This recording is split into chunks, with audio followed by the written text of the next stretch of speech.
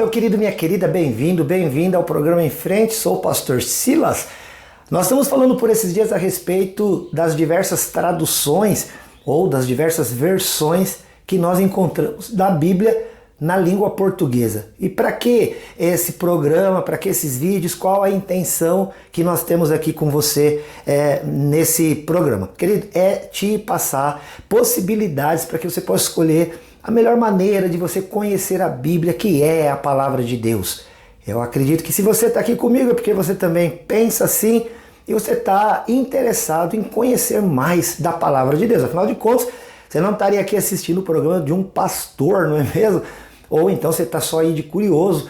Não sei, mas eu quero ser útil a você com este conhecimento a respeito das versões diversas da Bíblia que nós temos disponíveis na língua portuguesa. Bom, já falei a respeito da versão corrigida, já falei a respeito da versão atualizada. E agora nós vamos falar sobre a nova versão internacional. Nova versão internacional, que em inglês é a New International Version. New International Version, a NIV. Querido, é o seguinte, nos Estados Unidos, em um determinado momento, lá no ano de 1957, eles, observando a leitura da Bíblia na versão King James, que é a versão mais clássica do inglês, percebeu-se que era necessário tornar o texto mais acessível e mais claro para aquela geração de 1957. Então deu-se o início a uma nova tradução. Pegou-se lá o texto em hebraico, aramaico, grego e eles começaram a fazer uma nova tradução da Bíblia para que termos arcaicos e já não mais utilizados na língua inglesa fossem eliminados. No ano de 1967, 10 anos depois, a Sociedade Bíblica Internacional resolveu adiantar esse processo, contratou 15 tradutores, 15 especialistas em textos antigos para que pudesse fazer a tradução e depois finalmente a revisão do texto que finalmente seria chamado de a nova versão internacional. 15 pessoas então foram envolvidas nessa tradução que no ano de 1973 apresentaram a primeira edição do Novo Testamento, da nova versão internacional. E a partir daí começou-se a trabalhar todo o texto bíblico que foi entregue à sociedade norte-americana no ano de 1978. Eu digo sociedade americana que foi de lá a partir de uma editora, a Zondervan norte-americana, que todo mundo da língua inglesa passou a conhecer esta nova versão.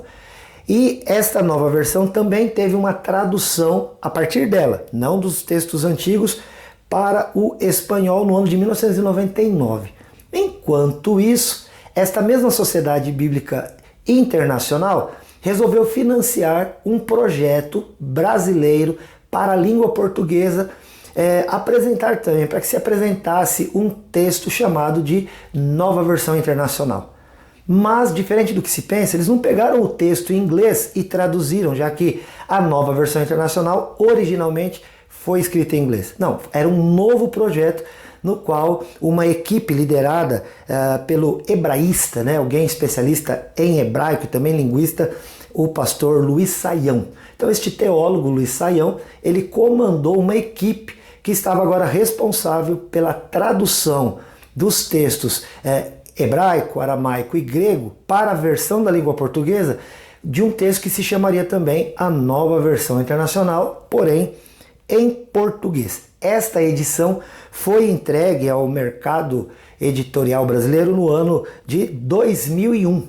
A única coisa, a única exigência é que ele seguisse a mesma metodologia, a mesma filosofia de tradução da Nova Versão Internacional ou da New International Version.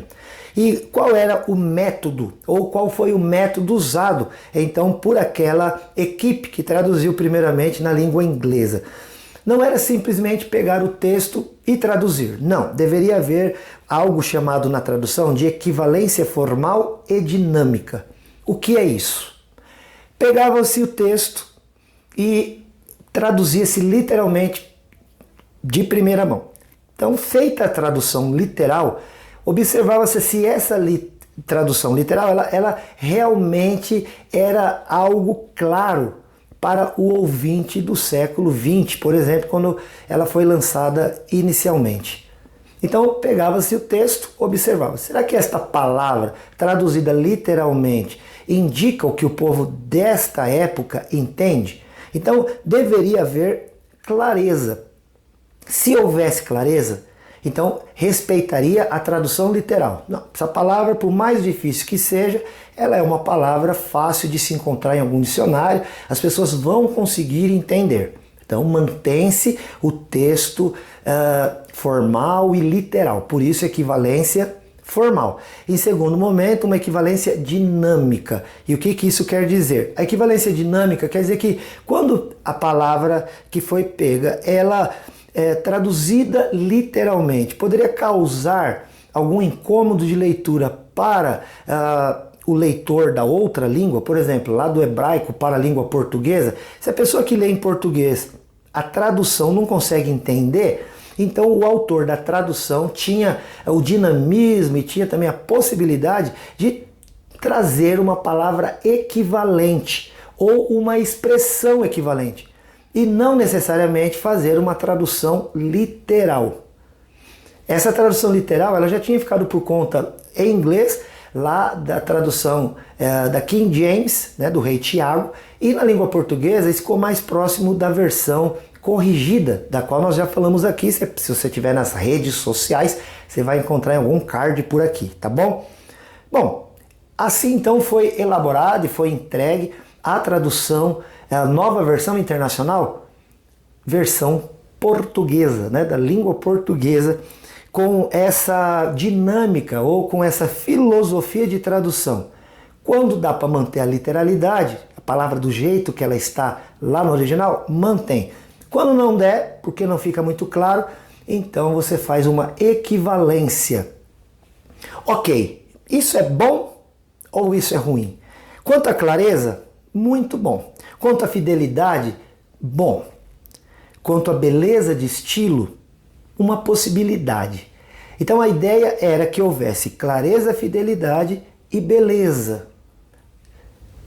Aí está então esta tradução que foi lançada no Brasil no ano de 2001, chamada de a nova versão internacional. Aí talvez você vá me perguntar agora, Pastor Silas, qual é a tua opinião a respeito desta tradução? Eu vou te dizer, queridos, que de modo geral eu tenho todas as traduções possíveis, mas eu não uso todas. Particularmente não uso a nova versão internacional nas minhas leituras, seja pessoais ou então comunitárias com a igreja. Houve um tempo quando esta versão foi lançada no Brasil, que, como a gente diz, virou febre, onde você ia pelas igrejas, as pessoas estavam usando a NVI. Muitas bíblias de estudo no Brasil, por exemplo, foram lançadas com a tradução NVI, a nova versão internacional. Eu, particularmente, não acho que este modo de traduzir seja oportuno. Por quê? Ou você mantém totalmente a literalidade, e aí você tem lá a Bíblia corrigida, ou então você vai para a questão da equivalência dinâmica, da qual você vai pegar similares na língua objeto de tradução, né, a língua alvo para tradução, e aí você coloca nisso aí. Por quê? Abre-se uma brecha e uma possibilidade para algo que eu vou chamar de um subjetivismo, né? O que isso quer dizer? Abre uma brecha para interpretação muito além da tradução. Quando ao invés de você simplesmente pegar a palavra e traduzir literalmente, você troca por uma equivalência, você vai ter duas possibilidades. Nessa equivalência, ou você vai colocar um sinônimo, e sinônimo pretende que seja muito perto da palavra original, ou então você vai fazer o que a NVI fez, que a gente chama de equivalência. Na verdade, a equivalência não é um sinônimo, é o equivalente. Ok. O problema disso é uma possibilidade muito grande, uma brecha, para que os tradutores não apenas traduzam, mas na hora da tradução interpretem. E em nome dessa equivalência, coloquem ali a sua opinião no momento da tradução. Isso aqui é uma coisa que eu estou dizendo com base na leitura feita, na comparação e também, claro, nenhuma opinião. Eu não estou dizendo, não estou aqui definindo e também não estou emitindo um juízo de valor para te dizer essa é boa ou não é. Só estou te dizendo que não é a da minha preferência. E estou dizendo a razão que me leva a não tê-la assim. Então, a Nova Versão Internacional é uma boa versão da Bíblia, porém, ao meu ver, ela tem esta situação para ser pensada e refletida, que é essa coisa da equivalência e não da literalidade na tradução. E uma situação que pode gerar dificuldade é o fato de você ter uma interpretação do tradutor. Aí você vai me dizer, mas como eu posso saber se naquela tradução existe uma interpretação ou uma opinião do tradutor? É aí que está o problema. Eu não sei. Por isso que eu digo, há a possibilidade de haver. Se há a possibilidade de haver, quando eu estou fazendo uma tradução com equivalências, então eu prefiro tomar um certo cuidado. Como você sabe, eu sou professor de língua inglesa, eu sou formado em tradução e interpretação, então eu fico bastante preocupado quando eu pego, por exemplo, um livro qualquer que foi traduzido do inglês para o português. Ou então, quando você vê um filme, por exemplo, dublado, e você ouve algumas palavras se repetirem, eu começo já a perceber, essa palavra não está lá no inglês, por exemplo, que é a língua que eu trabalho, originalmente. O dublador ou então o roteirista para a língua portuguesa resolveu colocar ali a maneira dele de se expressar. É um problema? Não necessariamente. Mas quando você está falando da Bíblia Sagrada, a palavra de Deus, isso pode abrir alguma brecha para um desconforto, né? Para alguma denominação cristã, por exemplo, que poderia ler errado. Mas olha, a Bíblia é um livro puro. Você não precisa ter medo de ler qualquer versão que seja.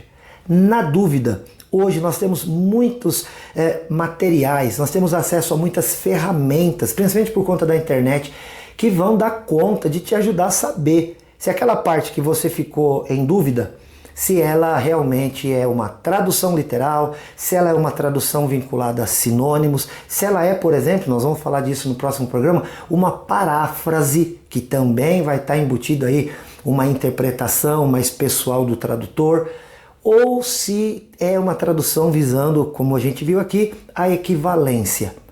Bom, tá aí. Esse é um pouco aí da história e também da questão envolvendo a Bíblia na versão nova, a Nova Versão Internacional. É este o nome. Também tem uma questão que diz que, como eu disse, os textos que a gente chama de originais, que são nas línguas originais, hebraico, aramaico e grego, eles têm muitas cópias do mesmo conteúdo. E nesse sentido, a gente vai fazer o quê? Quando você tem muitas cópias, você vai pegar aquelas cópias que, quando comparadas, se assemelham mais umas com as outras. Aquelas que diferem demais, talvez fosse melhor deixar de lado. E, no caso, existem textos que a gente pode dizer assim, esses textos são mais confiáveis, lá no original, grego, aramaico e hebraico. Né? Então, e existem textos que a gente fala, esse aqui a gente pode até citar, mas no rodapé da Bíblia seria bom fazer um comentário que, olha, não consta lá daqueles textos que são tidos por mais confiáveis. Na verdade, que a Nova Versão Internacional faz isso. Ela coloca ali embaixo, muitas vezes, essa informação, tá bom? Por isso que eu te digo que não é uma versão ruim, é uma boa versão, porém, você, como em todas as outras, você precisa ler com cuidado, com cautela, para que em alguma dúvida você possa consultar algum material de referência e chegar à conclusão se realmente está de acordo lá com o original, dentro da sua literalidade. Ou seja, se quando o autor escreveu na sua língua, era aquilo mesmo que ele queria dizer. Tá aí, esse é o programa Em Frente. Eu sou o pastor Silas e estamos juntos aqui todos os dias na TV Cultura, 2 horários. 8 da manhã, 1h30 da tarde. Vem com a gente para você acompanhar a programação. Caso você não consiga ver na TV Cultura, nós temos as nossas redes sociais. Você pode ir lá, por exemplo, no Facebook, no Instagram e também no YouTube. Você vai encontrar lá as nossas páginas. No Facebook, você já sabe, você curte, lá no Instagram você segue e no YouTube não deixa de se inscrever no canal. Clica lá no sininho se gostar da programação para você receber sempre as nossas notificações. Caso tenha gostado deste vídeo, dá um joinha nele. Ou então você pode também compartilhar com muita gente. Faz comentários lá, todas as redes sociais possibilitam comentários. Vai lá em Frente Responder e você coloca o seu comentário. Quer mandar alguma coisa mais direta? Temos o WhatsApp no 43991475007. Ô, meu querido, que Deus te abençoe demais, demais, demais. Você fique aí com Deus e assim estamos juntos. Eu aqui, ó, te amo em Jesus. Até o próximo, se Deus quiser. Tchau.